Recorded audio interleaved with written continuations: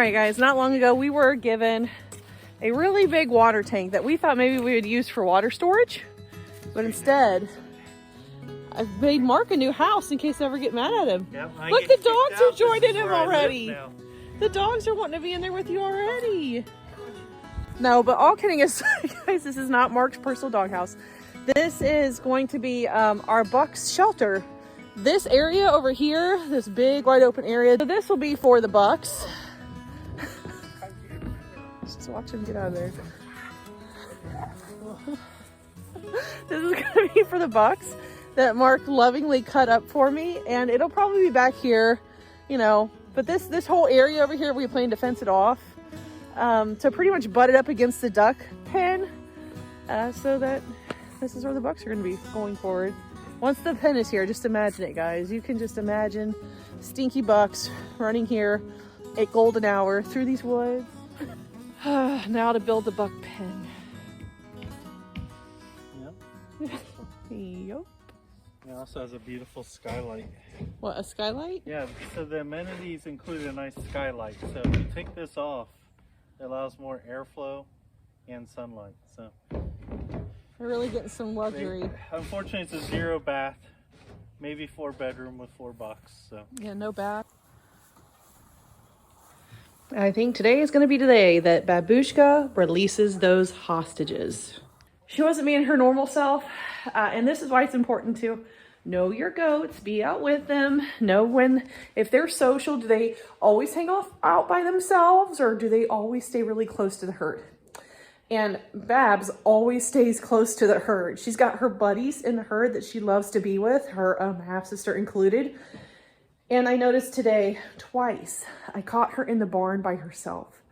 And I was like, today is your due date. I'm like, you did have ligaments last night. Like, I didn't get a chance to check you this morning. So I kind of lured the whole herd, because if I can't match her on open ground, she's just a sprinter. I'll never catch her. It's better to pull everybody in for food and then kind of use all the other bodies in the pen with me to kind of corner her and make it a lot less stressful, because then I'm not the only one chasing her. She literally is confined because there's just so many goats in the pen. So I noticed this and I pulled her aside. She was not happy about it. She's one of the few does so far this year that I have not given a sanitary clip to, which for those of you that are not normally here around the farm or know what I'm talking about when I say a sanitary clip, a lot of my girls get sanitary clips, which means before kidding, I clean up their udder. I shave the udder. I shave up around their lady bits. This is just for sanitation purposes, and also we milk. So this kind of helps me to monitor udders and to kind of see what's going on back there. And the clip just helps to keep birthing fluids off of them, and it makes it more sanitary when we do start to milk. She didn't get a sanitary clip because she's crazy. And I hate really interacting too much with my girls when they get pretty close to kidding that I know already don't like me, because I don't want to give added stress that is unneeded, and that stress is unneeded. I can always clip her after she's done kidding, and I can always take care of her after. But here she is in all her crazy glory, looking very, very crazy. You can't really tell in here, but she's been pawing up a storm. Her ligaments are gone, and I noticed when she was walking too, sometimes you'll notice like her tail, I don't know if you can really, you see how it's kind of like over to the side. It's not like pulled straight up onto the spine. It's actually kind of curled and over to the side because the tail head is softened. The ligaments are gone. And I've just noticed a lot of my girls and goats in general carry their tails like that when they get pretty close to kidding. So her tail is like that. She doesn't want me to see her butt, but she does have discharge. Her udder did grow overnight, not a lot, but she's a first timer, so I'm not gonna hold that against her. Not to mention she has bloodlines that I really, really love. I just hope that I can make sure her kiddos are tame and that she gives me some girls. And she hates me, like I said, like she's not taking her eyes off of me. She is just not my friendliest goat. She does not crave attention. Guess what, guys? I dual raised her. She's been on a bottle like a good portion of her young life. This is her personality. This has nothing to do with bottle feeding and dam raising. Sometimes you just have goats that have personalities. They don't like affection. They would rather be with goats than you, and that's totally fine. But we'll see. Hopefully the next time I come back, she'll either sneak and have babies when I'm not in here, which is fine if she can do it unassisted. Power to her. I don't have to be here for every single birth. God knows this season it's been one of those, they're sneaking on me. And if they can sneak on me and do it without me, that's great. It means they're a good mom, that conformationally wider through the pelvis, can pass kids, can, you know, truck through labor. Not to mention, because she doesn't like me being in the pen with her will most likely stress her out. I don't want to stress her out while she's trying to give birth.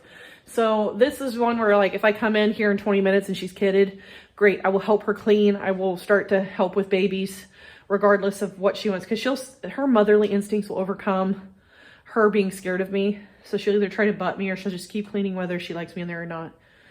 I'm good with either one. I'm good with either one. I'm used to either one of those. So the next time we come back for Babooshka, she should have babies on the ground. Or, well, I came in and she did it herself. And they are so cute. She had 2 does so far. I don't know if she's done. I've wiped them off a little bit. I'm trying to be as hands-off as I can with her because she is very leery that I'm even in the pen. So I'm trying to be respectful that she's not a super friendly doe. So I'm trying to make sure her little babies are, though.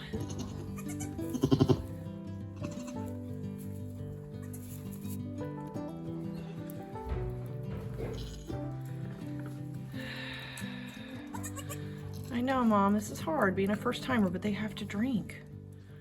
Okay, so with her being a first timer and she doesn't like me and she's learning, you have to have a little bit of grace for them. She wasn't standing up, and it's not because she's like in pain or anything. I just literally think she's in shock.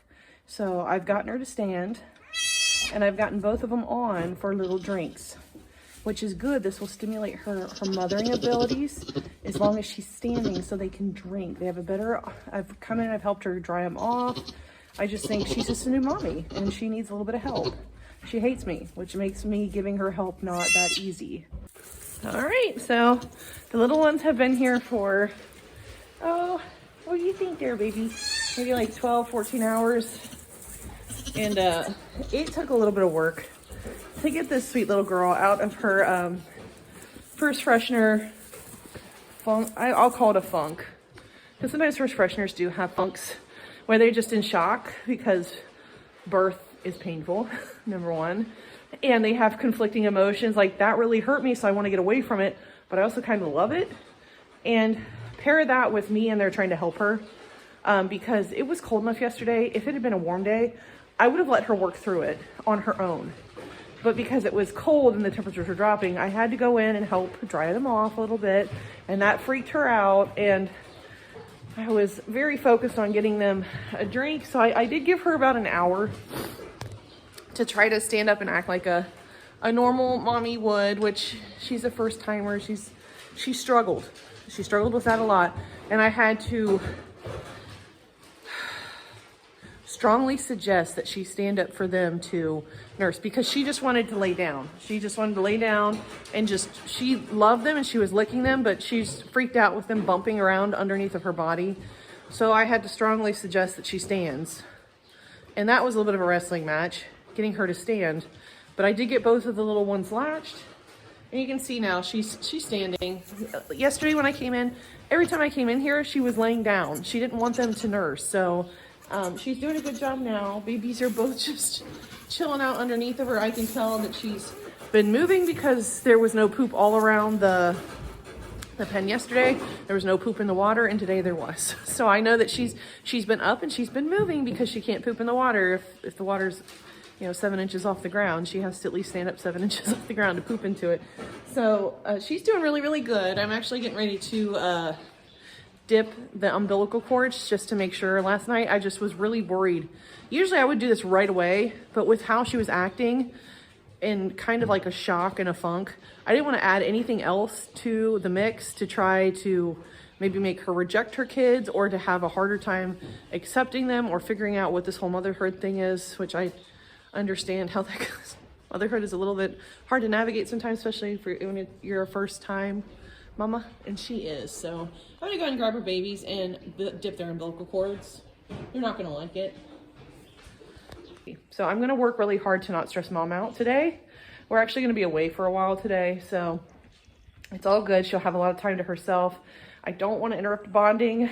I want her to love them a lot and to turn into a good mother, because if she stays on here, I need her to be a good mom. Good moms stay here. Bad moms, I mean, unless they've got they're producing amazing offspring and it's totally worth it, they don't stay here. So I'm gonna leave them be. I gotta actually go get some water and some hay for my guys. You can't see that, but Sunny's got a black kid on top of her. I'm pretty sure that's Pinky's baby, which is basically it's her half brother standing on her back. So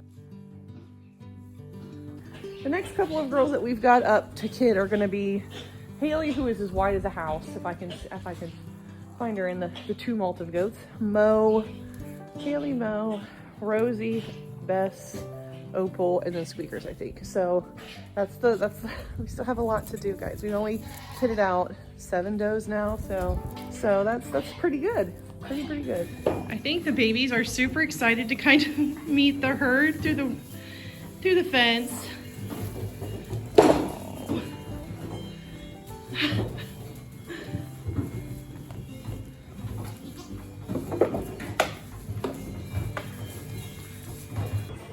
The reason I went ahead and did this with this, it's actually a dog kennel panel, is because the panel has welded wire that's small. So these guys can't wiggle through it. So it's good if I decide to leave it open while moms are out on the field so the babies can get some fresh air. And the reason I have to do that too is because of Rex. Rex has been introduced to the babies. I've taken them to him, held them nice and quiet and calm, and let him smell them, made sure he sat and was calm as he was looking them over and smelling them. But that's what this is for right now. Not to mention, I've kitted out, so how many are in here? 1, 2, 3, 4, 5, 6, 7, 8. If you count Rapunzel surprising me with making me think she wasn't bred, and then she was bred and she kitted on day 160 with that dead kid, I'm sure. I've kitted out 8 does. There are 19. I still have 11 to go, so I'm not even halfway through yet. I'm not halfway through, but Haley is due, not tomorrow, but the day after. So she's due on Thursday, and then I have Rosie, and I have Mo, and I have Bess, and those are all right around Easter time. And then right after that, for the lunar eclipse, right around the lunar eclipse, is Opal. So I will be, maybe by this time next week, I'll be well past that halfway mark. But what this means as well is that this space is way too small to keep moms and their babies in here. So I have to get Rex acclimated. I have to get him to the point where he is okay with the babies on the field. Somewhat supervised, unsupervised. He did a great job. He came up and he looked at them and just sat and smelled. He didn't do anything crazy. Might be different when he's face to face with them. But I will also make a time too to bring him in with them loose and let them run around and keep him under control. Now I did let him in with the babies not long ago, and it was Pinky and Sunny. Just laid him out, flat out, and ran, because he kind of came in a little excited, laid him out, and he was immediately like backed up, which is what we want. We want goats that will enforce their boundaries, and because he's bonded with them and he loves them and he knows those are his goats, he respects them and he backs off. So that's what we're shooting for. So that's something that we're working on to get everybody acclimated so we can make room for more babies. Hey there, bud. You're doing good. That's a good boy.